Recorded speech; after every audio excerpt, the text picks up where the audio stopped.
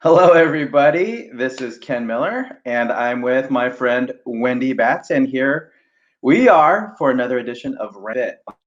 This episode, we are here to talk about foam rolling. So this is how we roll, guys. This is how we roll, right? That's right. That's right. I'm excited.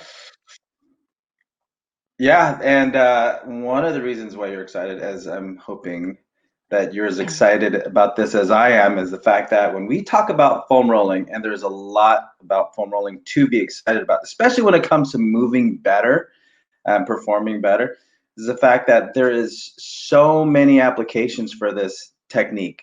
So many, and I think from a fitness standpoint, we've only scratched the surface as far as um, when people use it, how people picture using and the application of foam rolling. So when we talk about foam rolling, yeah, it might sound a little geeky to think, okay, who can get excited about foam rolling? Well, when you've had as many issues body-wise, shoulders, hips, knee, how many times I've sprained an ankle, and once I've incorporated foam rolling into my regular routine as far as what I need to do to wake up in the morning and get my day going, or even and of course to work out. Foam rolling is just one of those things that just it's a game changer. It is, and you know what? I think it takes practice, and I think once you have kind of a body of knowledge of why you should do it, when people first initially start, I know with myself as well as with my clients, it's painful. It can be absolutely painful, but the thing is you have to stick with it because if it's painful, I mean, as we all know, just like even when you start an exercise routine, even though the exercises seem basic, there is a carryover that can obviously, when you're doing it, can lead to pain. And so, but it just lets your body's letting you know this is how important it is. And the more that you stick with it, the more that you do it, the more it actually starts to feel good. And that's kind of the big kind of, I think, thing we're going to talk about is how can you get to the point to where it actually feels good and like you're getting a massage, and that you can do it any time of day, at home, anywhere. It's portable. There's so many benefits, and I'm really excited to kind of dig a little bit deeper. So if you're new to foam rolling, or if you just have tried it and you don't like it, let's kind of let's go back. Let's talk about where it started and things to think about, because maybe you're using a roller that you shouldn't be using from the start. Maybe you're using something too big or too hard, or something that's just your body's not agreeing with. And so I'm excited to cover some of those topics today.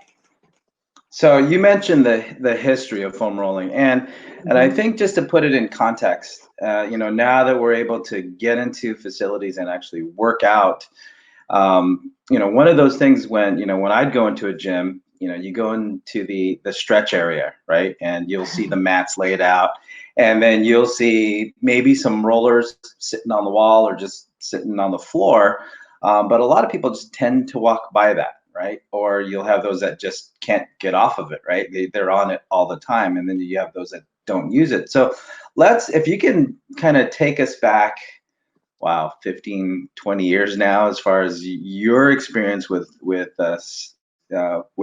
using a foam roller, to how we got here today, where it's almost commonplace. You'll see that in the gyms and health clubs, and I'm coming across more and more new clients that already have a foam roller. They just don't know how to use it properly.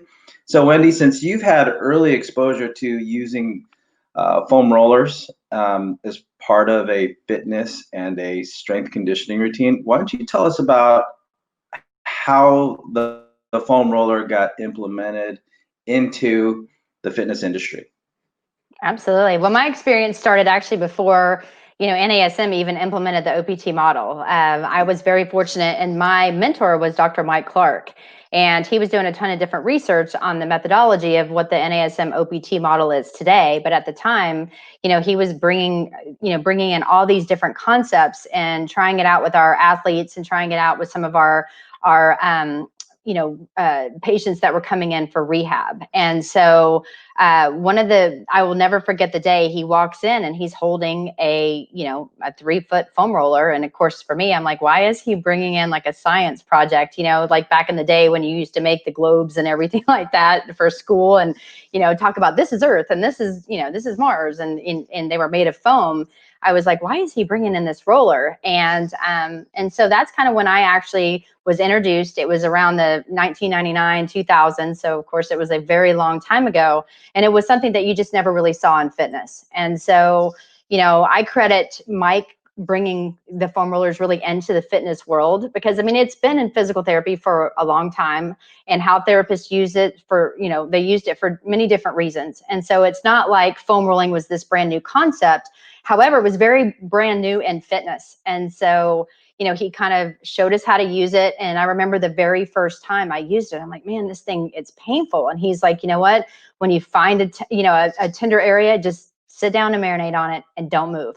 And it was like, the more that I did that each and every day, I'm like, man, there's something to this. And again, there's now a ton of research that's out there that kind of shows the purpose of what a roller does and why we use it and everything. But at the time, it was very cutting edge, because again, it wasn't something that you saw. It was not anything that when you did walk into the gym that you saw in the corner or saw people using. And so, it's great to see just in 20 years how much we've grown as an industry and how we've learned to accept these concepts. And then now looking at all the different benefits they could provide. So yeah, around 1999, 2000, that's when the rolling started. Right. And even back in the day, I know me, you, Marty Miller, Rick Ritchie, and we joke about this sometimes, because back in the day, when we got exposed to foam rolling and we realized how much of a benefit it had towards how we felt and how we performed during that workout, we wound up being those guys. We were those guys that brought in our own rollers. Yeah. Right. And just like you'd carry around like a gym bag, or you'd have like a little cubby that they'd have set aside for the members just to put some your sweatshirts and stuff. That's where the roller would go in between warming up and then cooling down. So we would be those guys, and you'd also and at that time you'd get the looks, you get the funny looks. The looks. Be like, why is that? Yeah. The looks. What is this person doing on this piece of foam? What is he doing? And he doesn't look like he's having a good time on that thing. So why is he doing it? And then, of course, then you get your clients to get on it. And then, of course, they make the investment and they buy one and they bring it home. And the next thing you know, they're doing it with their spouse, and their kids are foam rolling, and everybody's feeling good. But yes, it was. I remember it was a time where you were the forerunner to a special or a specific technique, and that's when you're like, oh, that looks a little funny to me, and it doesn't look like it's a good time. So why is he doing it? Well, and we would also get, when it first came out, again, people are like, oh, this is another like fad or just another tool that's going to come and go. And so the fact that, right. It has shown to, it is proven to really benefit, people in the fitness side, again, physical therapists and other practitioners were using it in the past. So again, it's not that, Dr. Clark is this, he invented the foam roller, because that's not what I'm saying at all. But the fact that he did bring it into fitness and put it into a model and showing a systematic progression along, just exercise routines and techniques and stuff like that. And then showing benefits again for warm up and, doing the warm up as well as the cool down. Again, I find it fascinating. And, again, you've got to think, back then, 20 years ago. Yeah. So, but you know what, Ken, we keep talking about foam rolling. So how about this? Why don't we take a step back and let's talk about like what is it like, what's the purpose? So when you say foam rolling, what are we doing on that roller? Well, there's a, when it came to putting the information together to do this podcast, I started reading and actually called our good friend Dr. Scott Cheatham about it, because between him and Dr. Kyle Stahl, they've done quite a bit of research when it comes to foam rolling. And it's funny that, for as long as we've been using this, a lot of research has come up over the last, even as recently within the last 2 years, about how the different nuances of foam rolling actually help improve flexibility and range of motion. So a few things that are out there. One, a lot of times we used to say, yeah, we're getting the muscles to release, or what we used to call self-myofascial release. But the thing about it is, we don't exactly know what's being released if you were to say something like that. So what's actually releasing? Well, now we're talking about more self-myofascial technique as the terminology goes for using the foam roller. And again, when we talk about foam rolling, it's just like kind of like tissue is to facial cloth, right? Or Xerox is to photocopying. Foam rolling is a modality that's representative of a technique that you're using. So foam roller, just to give you a little visual. So if you don't know what one is, this is a trigger point grid, right? And it's basically an implement that you would use to apply your body weight onto it. So I would sit on the foam roller or lay on the foam roller, whatever body part it is that I'm actually trying to get some relaxation out of. So let's just say I'm seated and I'm laying my calf on the foam roller, and what's really happening there is we're changing what we would say is the viscoelastic, say that 10 times, viscoelastic properties of the fascial tissue. So what that means is that as we're laying there, and as Wendy says, you're gonna sit on there for 20 to 30 seconds or even longer. But what we're really trying to do is change the viscosity. Basically, that's how fluid moves through the tissue. So as we change the viscosity, you'll actually have, the fluid will be more, I guess, but will go through the tissues more fluidly, right? So there's going to be less friction. But we also changing, the density of the tissue to improve range of motion and movement. So just think it's kind of like I mean, there's a lot of analogies out there, but if you think about it, it's like now we have, you have a little bit more lubrication between the tissues. So as the tissues move, if you've been sitting down a while, the area can get a little dehydrated, and to kind of sit on there or apply self-myofascial technique. Now I'm sitting on there, and now I'm going to improve the viscoelasticity. So now fluid and hydration is going to improve through the tissue. And also you add in the fact that you've got your body weight on there. So now with that added pressure, you're going to have a neurological, downturn, or so you're going to have less excitation to the area, which means that if it's been observed as an overactive area or an area that's chronically tight, you can actually downregulate some of the nervous impulses to that general region, which now allows you a greater degree of freedom, because now you're not going to have as much tension in the muscle. So when we're applying foam rolling, I mean, that's a long answer for that question. And but when you start, because I'm sitting here, I've got my notes in front of me. It's like, which words do I pick here? But I mean, we're talking about hydration. We're talking about autogenic inhibition, which is one of the terms that you'll find in the NASM textbooks as far as what's happening to get the muscles to relax. And that's just the proprioceptors communicating with each other and basically getting the muscles to relax. So there's a few things in play. So when I say there's a lot of words to it, there's actually quite a bit of action going on as far as what is contributing to that area to relax and move better, when all you did was just sit on a piece of plastic or foam, right? Right. So I don't know, Wendy. It's just one of those things when you're talking to somebody, you want to keep it simple, but I just say, hey, you're helping the muscles relax. You're helping with how fluid runs through the area, and then when you try to move or try to stretch, then there's going to be less resistance than if you didn't use a foam roller. Right.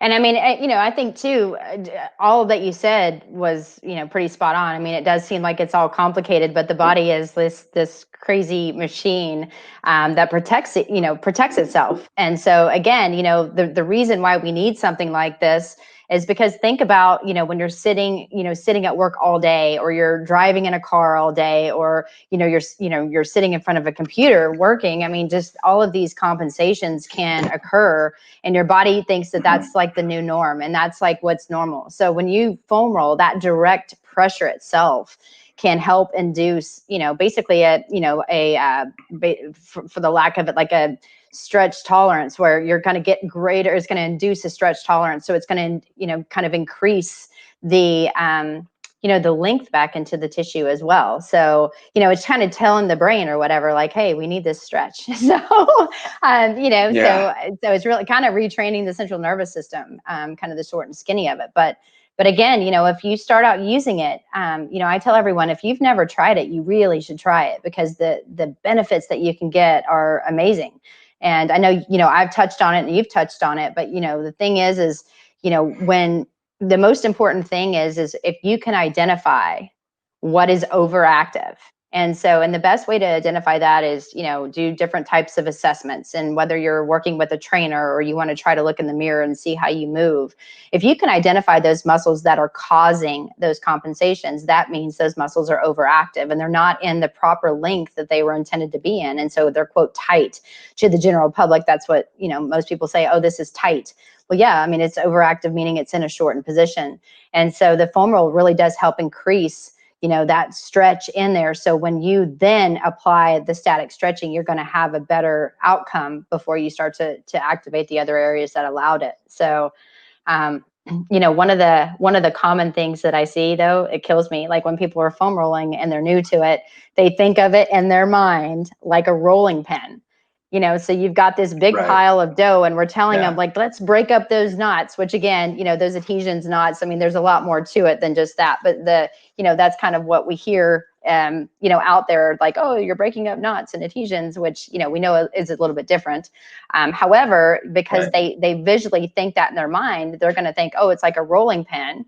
And they'll start to go back and forth as fast as they possibly can. And that's actually what you don't want to do, because then you're going to overexcite that tissue and never get that relaxation.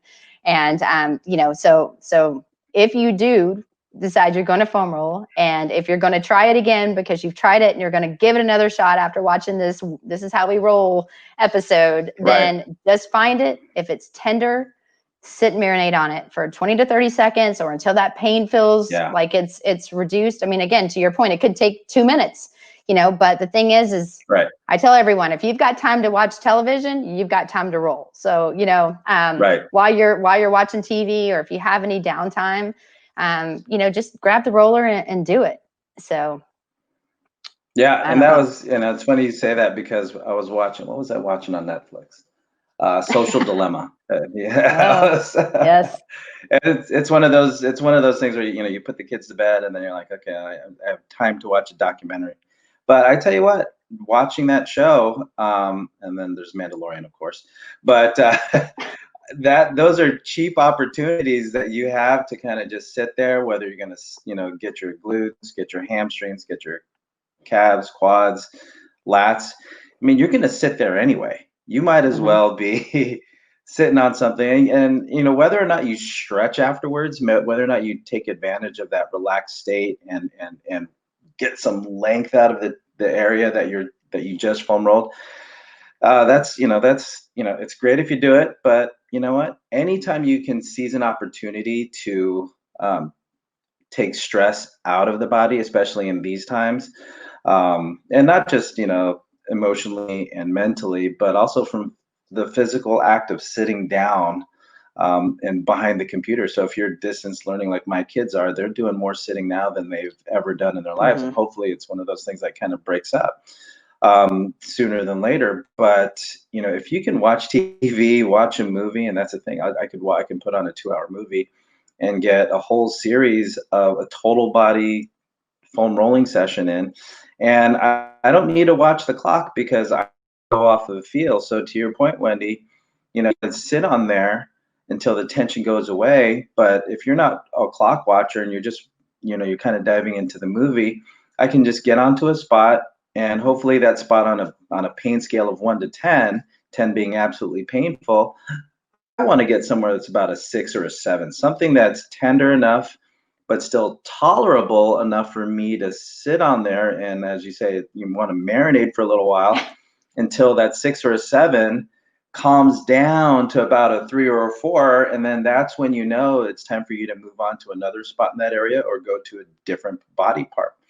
But that's one of the keys. Any opportunity that you have to perform the technique and realize the fact that, okay, I have calmed down, the muscles have calmed down, the tissues have relaxed, and now it's time to do something else, right? What's stretching or foam roll into another spot. But the thing about foam rolling, as many benefits as it has, the one thing that we also need to understand is, just like everything else when it comes to fitness and movement, not everybody's qualified to take advantage of a foam roller or the self-myofascial technique.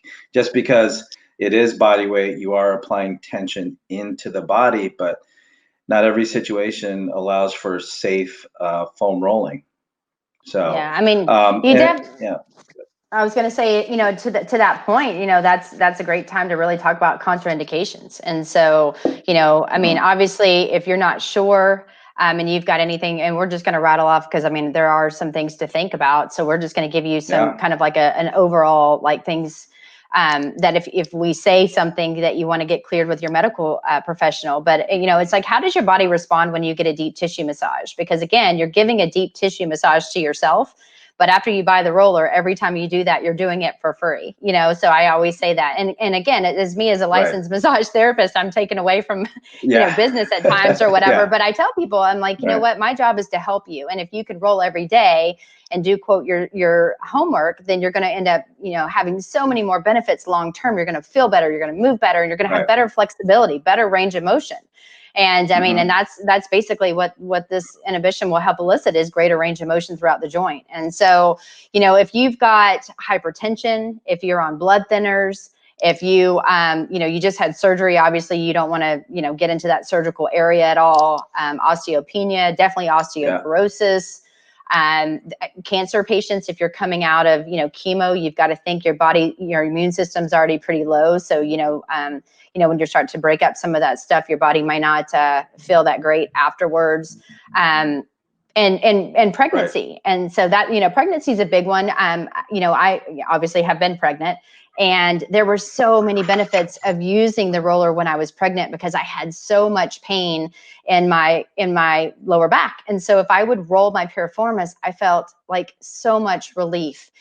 Because it really did feel good. Because again, I've got this big lump in front of my stomach, and I had more of an arch in my lower back, and so just releasing some of those muscles that were pretty much tense all day didn't feel great. However, we put pregnancy on there because think about positioning. You don't want to be face down and put that excess stress on your spine if you're like in a plank position doing something, and you're holding yourself up, maintaining, good alignment.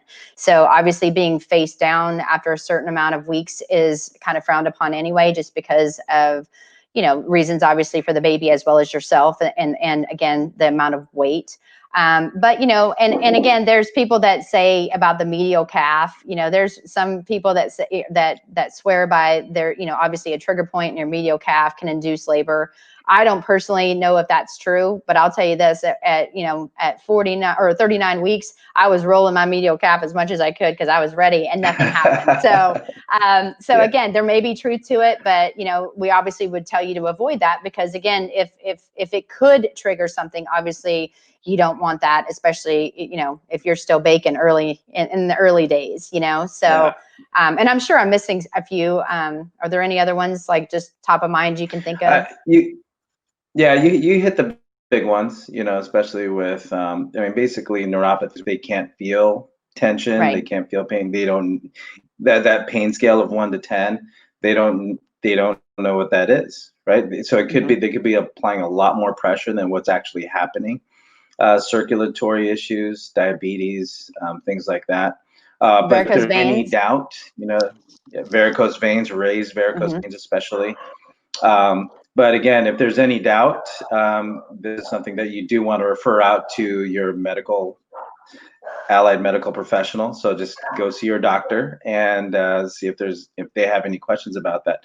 But the one thing I'll add that's not on that list of contraindications, Wendy, is I won't say obesity, but anybody who has issues getting up and down off of the floor and getting onto a foam roller, that can be a little bit of an issue as well. Not so much from a physical standpoint, because if they don't have hypertension, high blood pressure, and all those other contraindications, but they're relatively healthy, but getting down onto the floor and getting up can sometimes be a little bit tedious for some people, just because some people, you have to prop them up, or you have to have a bench nearby, something that they can get themselves up off of the ground with, right? So just being, I guess, considerate and conscious about someone's ability to actually use the tool.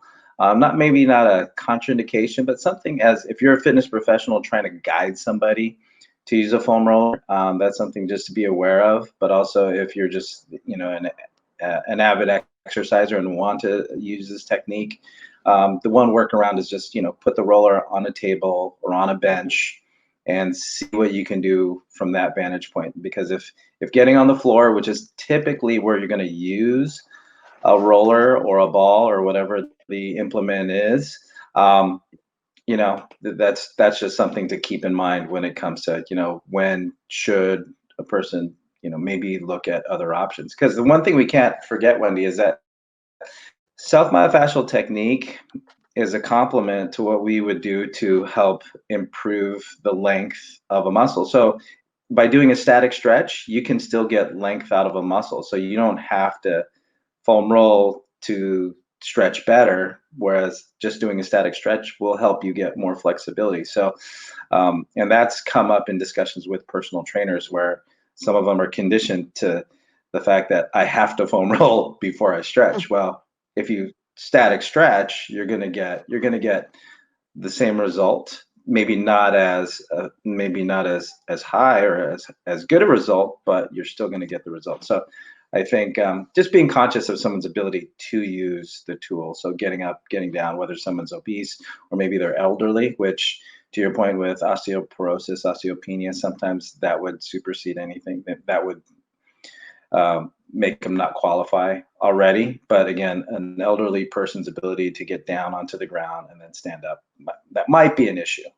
So Right. that was Well, I just think something that no, flashed that's back to. a super important point, and really glad that you brought it up, because again, you do have to be creative, because especially if you're introducing something that's new that maybe your client isn't they've never done before, they're already going to be nervous about it. And then now, like to your point, you're saying, okay, let's get on the floor, and they're like, well, if I get down, I'm not getting back up, and so I think being creative in rolling, if you are going to do that, to your point, put it on a table, maybe even have them roll up against a wall, just apply, because it's basically applying direct pressure.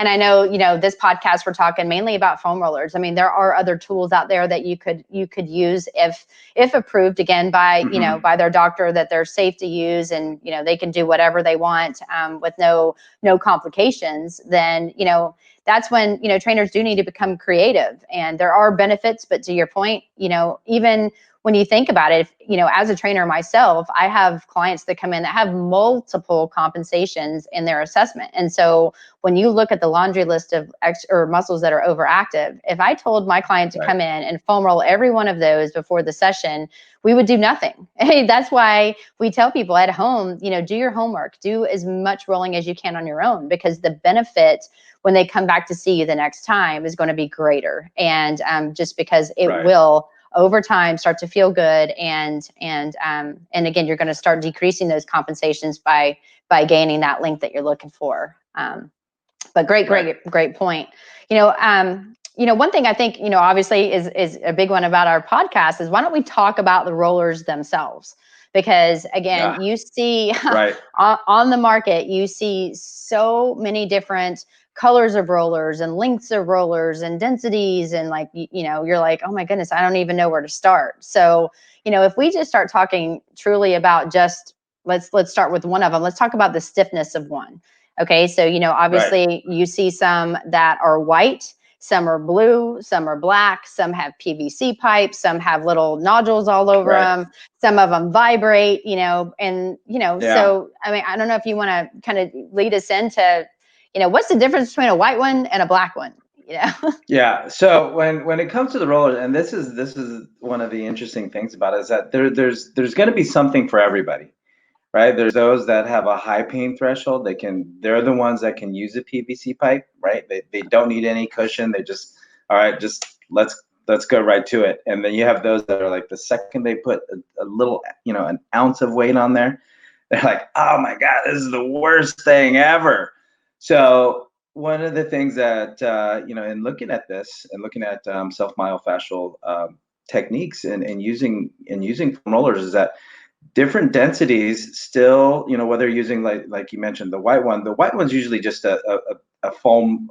Basically, it's a real foam roller versus something that could be classically like the black is sometimes it's a pressed foam roll, which is a lot more firm than the white ones that we saw very, very early in its use in the fitness industry. So I'm just going to pull out here this is the Hyperice Viper. So here it's a pretty, I mean, they're about 5.5 inches in diameter, so from across.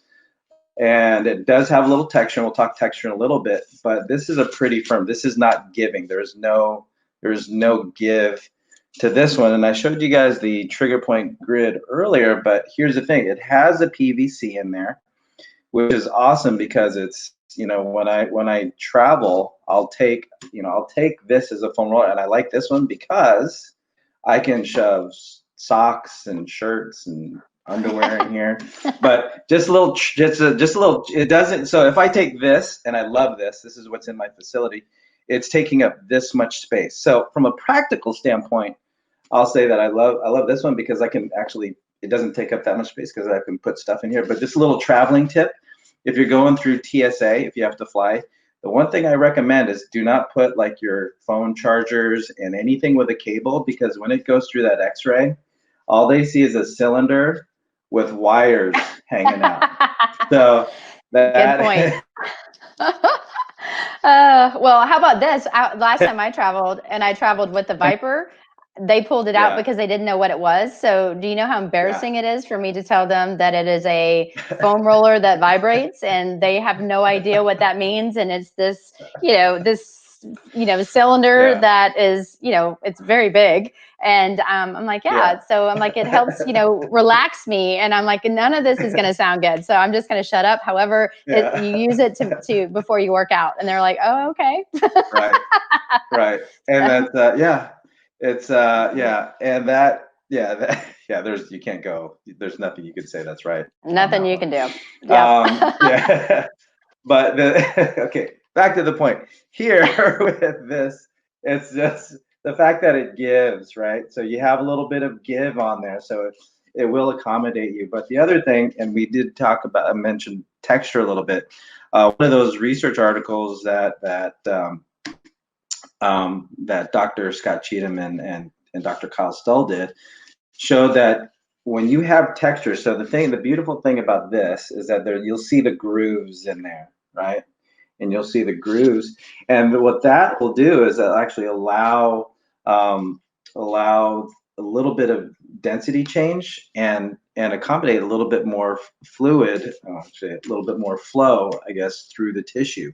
So their texture does matter. So firmness is a something that can accommodate different, levels of pain tolerance is one. But the cool thing when you look at the conclusion of the article is that whether you're using the foam, the one that's really, really squishy, versus something that's really firm like the Viper, all of them shows results. right? All of them showed improvement. So when you, let's say, I think they were using the quad on the article, but all of them showed improved knee flexion, right? So to lay prone, have that roller go across your quad, and then just follow the techniques that we have been talking about. Knee flexion improves in all of the cases. It's just now a matter of figuring out, okay, well, which one's going to be right for you. So you have a lot Yeah. of options from that standpoint. Well, and to kind of touch a little bit more, when we really are talking about the stiffness and the texture and everything, if you're brand new, if you are brand new to rolling, and you are now going to start to implement and this into your workout regimen, the white one, like you said, the squishier one, that is going to be easy for you to learn on, and it's going to be easier for you to be able to relax on. The problem with that one, when you purchase it, is it's going to break down very, very quickly. And so I think that's also, Very if you're quickly. using, if you use it, hopefully multiple times, you're going to notice that it's starting to lose its shape, and it kind of gets flat, and it, like all of a sudden the center is now caved in. And so that's kind of one of the downfalls when you go to that one. However, if you can't relax on a roller, you're not going to get the benefits again, because you're waiting for that relaxation to occur in order to gain those benefits. And so what I tell people is, if you're going, and again, they're all different colors. Every company makes them different colors. Some of them are camo and bright pink and orange, and some are black and blue. But I mean, if you're looking at, truly kind of like the densities and you're reading up on them, again, the white ones are great to learn on, but they do break down quickly. The medium ones, I would tell people, if you're starting, maybe go medium. However, if that doesn't work, or even the white one is too much, what you can do is, we keep talking about densities, but think about this. You want to think about the coverage area. So if you have one foam roller and it's too much, and you can't get to that, like even 6 or 7, you start out and it's a 10, and you can't get your body to relax on it, then you're really not doing yourself any good. You're just kind of wasting time. So if you can actually get 2 rollers and put them side by side, the weight distribution goes over a wider base. And so therefore you're going to actually get that relaxation. And so therefore you can kind of move your way up. Oftentimes people are like, I'm going to buy the hard one and stuff like that. And they buy one and they never use it, and they never, ever use it. And they don't see the benefits because they never got the chance to relax on it and see how great they felt after a rolling session, especially if they did it before a workout, and then again after the workout, and really kind of embrace that, hey, this thing really isn't that bad, so yeah. I want to throw so that I out remember so I'll share a story. When I was still a strength coach, and with one of and this guy was 6'4", 340 pounds. And I kid you not, I literally just opened the box and I pulled out a new white foam roller. And so this guy, his calves were as big as my thighs, right? So I was like, all right, man, here we go. And I reviewed foam rolling with him, and I had him put his calf on there. And after one use, and you talk about caving in, that roller went, and I had a big dip. And I just said, all right, man, hey, I can't use this anymore. Why don't you just keep it? So, and that's the downfall of that. But I later learned, keep this, even if they've been compressed and they have that big old divot in there. That is something still worth keeping. So when you have a tender area, let's say like your lateral thigh. So if you're in like a side plank position, and you want to get the outer thigh, you're laying on your side. Let's say I'm laying on my right side and I have the roller coming across the outside of my right thigh. That area can get very, very, very tender along with the lats. So on those typically very tender areas, I will save even the beat up rollers for those areas, because I mean, it's kind of like foam rolling on a roll of paper towels after a while. But sometimes with pain tolerance in that area or that region, that's all a lot of people can stand. So I learned over time just to keep the beat up ones for those tender areas, because the last thing you want to do is get somebody in their first time on an area that's uncomfortable and painful, and then expect them to do that same thing on their own. It's not real, it's not reasonable. So you want to make it as palatable as possible. But if you're using something that's too firm, that's where you're more likely to scare somebody off than help them realize the benefits of foam rolling. So yeah, there is a place, there is a time for everyone, but it's all going to be up to just trying different ones and seeing which one works best for you. So a lot of options on the market, a lot of options. Yeah, I keep my rollers too, but what I've done is if I get like let's say I've got 3 or 4 of them, rather than keeping all of them, I'll actually take one and cut it in half and use it as a half foam roller to stand on and do some different proprioception type work on standing and working on my ankle stabilization. So I'm just gonna throw that out there too. But let's how about this? What about length? Does length matter, Ken? I'll say no. That's a definitive no. Well, as far as what you're doing, you just want enough length. So here we have, I think this is a 12-inch roller, right? It's a long one. So as long as whatever body part that I'm going to lay on here can get on here, that's perfectly cool. You just don't want the short one, especially if I'm trying to get like a big surface area like my quad, which I would want. If I'm laying prone on this, my thigh can actually cover quite a bit of this area. So I just want enough area that I can cover that general region. So when I'm talking about my quad, the bigger areas, or even if I'm going to roll on it, like my lats, where if I want to roll forward or I want to roll back and get more of that of the shoulder blade surface area, that's as long as I need it.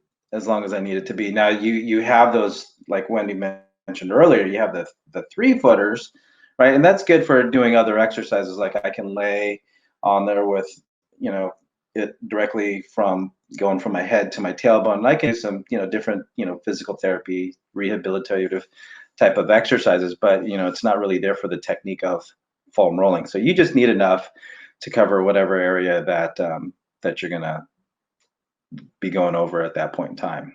So yeah, and I mean, to your point, I mean, that's my answer. I like the 36-inch ones, or like the 3-footers, and again, traveling, obviously you'd want the 12-inch because it's easier to travel with. But again, to your point, I mean, if you do lay with it, you want it to definitely make sure that your entire spine, as you said, if you're going to lay on it, that the entire spine is protected and being covered, and that way you're not like cutting off and having it, dig into your spine, like in your lumbar spine or cervical spine. So as long as your whole body can fit on it and be protected, you can get a good pec stretch. And like you said, you can do different types of movement patterns, while you're stretching and getting that kind of relaxation. But to your point, if you're doing your quads and you're in a prone position and you want to do both at the same time, it can be a way to decrease time spent if you don't want to do one side versus the other. So I think there's a lot of benefit, but on a scientific standpoint, I can't say that, that one is better than the other. It's just, what do you have room for? What are you willing to pay for it? And, and again, just remember too, that, if you want to have 2 of them, I mean, it is a bigger surface as well. So some people find it more comfortable, especially if you've got, different size clients. Again, I've got some big guys that I work with, and, you get a lineman that come in and you give them a 12-inch roller. They're like, okay, because their quad goes over that. And again, it's like, like it's probably not the best option. So it's important to know your clientele. It's important to know what's going to work best for you, as well as, the people that you're working with, if you're making this purchase on your own. But yeah, so they're all great. And I know we did talk about, go ahead. No, I was just to say, I mean, when we brought up travel quite a bit, right, between the both of us, and again, we've talked about a roller, but even something like a little ball, like I used to travel with a lacrosse ball, but right here I'm showing you guys the Hypersphere Mini, right? So it's something that when I was traveling a lot, this I would just put right under my hamstring. And while I'm sitting there on the plane, I can get, oh yeah, that feels good. I got it under my hamstring right now. Actually, I'm just gonna leave it there. But I would put it, I'd get that lower outer hamstring. So I mean, when I get off the plane, I'm not as crushed, when it comes to, sitting for, a 2-hour flight, or depending on how far I'm going, a lot farther than that. So, there's a lot more, travel, travel friendly options when it comes to self-myofascial technique. Again, just because we're saying self-myofascial technique just doesn't mean that it has to do with the roller. It's any implement that you can use to help the muscles relax. Yeah. And to that point, though, Ken, I mean, I think it's important to highlight that obviously the smaller the implement, the deeper it's going to go. So not only the hardness, we keep talking about obviously the texture itself, but obviously, if you're going to use a ball, it's going to be more pinpoint and it's going to go a little bit deeper Right. than if you used a roller. And so again, working your way towards the ball, and like you said, there's certain areas like your adductor magnus and your pec, your pec and stuff. I think a ball actually is better because it's easier to kind of target that area, if you will. It's more comfortable as well. However, again, you have to be the judge of your pain. But Right. I love obviously the percussion. So I think the utilizing like the vibration and everything, I think that is fantastic. I am a big fan of the Viper personally. And no, I don't get anything for saying that, but I really am. I mean, I love, None of us I love, do. yeah, right. But the thing is, I mean, there has been some great research too, talking about vibration therapy, utilized like in the foam roller, for instance. And there, we say the Viper, their foam roller that vibrates is called the Viper. And so that when we're talking about that, that's what we mean. And when you showed kind of the example of what that was, but, and I know that you use it with a lot of, well, I use it with all mine too, but I know you use it with your clients and yourself.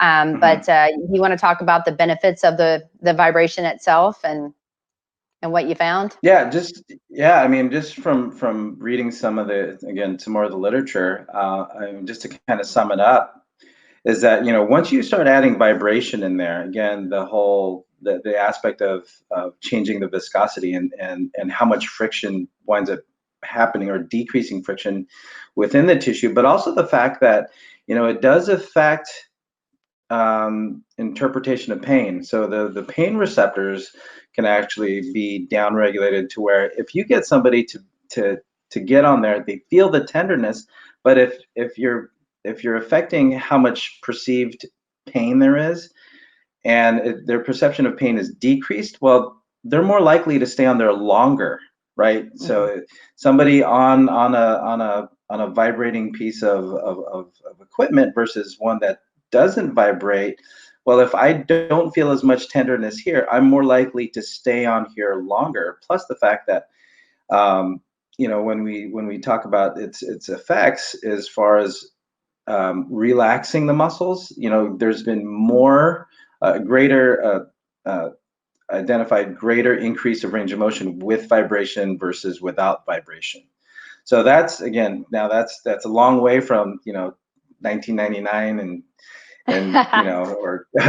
or in 2000, where we're talking about just foam rolling. Now that we have the technology, now that these things have motors in it, right, that can affect the vibratory effect, or that can have a vibratory effect and actually help how you're perceiving pain and tenderness. Now you're more likely to be a more compliant client when it comes to using that. So, and plus, you just feel great. So you really don't have to do much.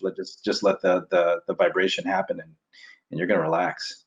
Well, and to me, I can get it done in a shorter amount of time because I am able to relax quicker. And I know that's a lot of feedback that I get from my clients as well.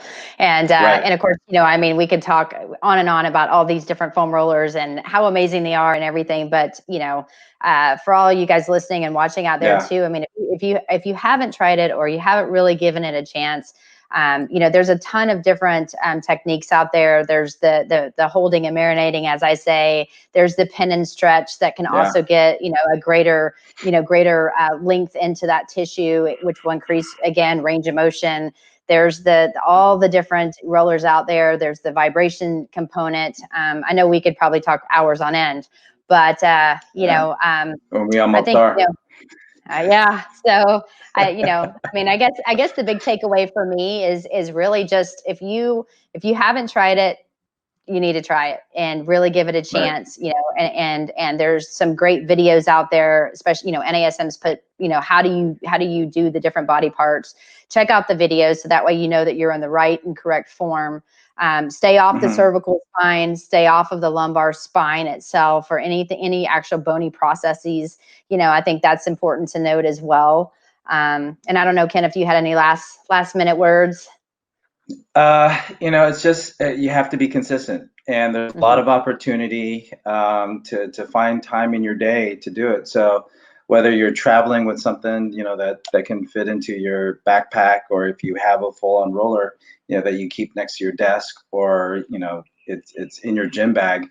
Find the time, and it doesn't take long. As you said, Wendy, it's like, you know, you spend a few moments on there, a couple minutes on there, and that's a game changer for how you're going to feel for the next hour or two when you have to sit at the computer, or even the type of workout that you want to do for that session. So just be consistent, and you know, get the whole body wherever you can. Yeah, well, this has been fun. All right. You know, I'm sure we're good. Yeah. Give me a reason to hang out with you, Wendy, and I'll be there. Any day, anytime. So, all right. So let's do it. And all right. So until next time, we want to thank you on behalf of Wendy and myself. Thank you for spending. If you liked some of the stuff that we're, and especially what we've talked about today, subscribe to Random Fit at wherever you listen to your podcast. So thanks again, everybody, and we will see you next time. Take care.